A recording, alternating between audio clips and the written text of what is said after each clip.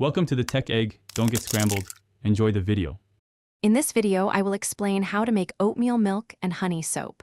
First, prioritize safety when working with lye. Always wear protective gear like safety goggles and gloves, and ensure your workspace is well ventilated. Carefully measure your lye and distilled water separately. Slowly add the lye to the water, stirring gently until it fully dissolves. This mixture will heat up significantly, so allow it to cool to around 100 to 120 degrees Fahrenheit before proceeding. Now, let's prepare our oils and additives. Gently melt your solid oils, such as coconut oil and shea butter, then combine them with your liquid oils like olive oil and castor oil. Aim for a total oil temperature between 90 and 110 degrees Fahrenheit. Separately, prepare your oatmeal by grinding it into a fine powder, and have your honey ready. These natural additions will give your soap its wonderful texture and scent.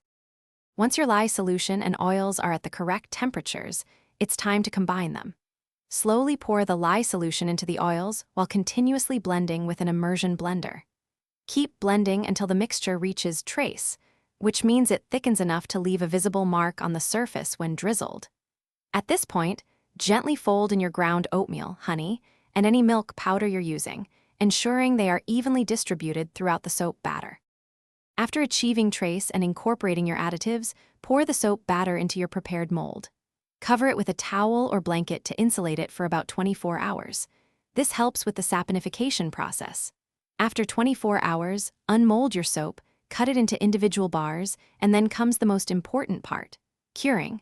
Allow your soap to cure in a well-ventilated area for 4 to 6 weeks.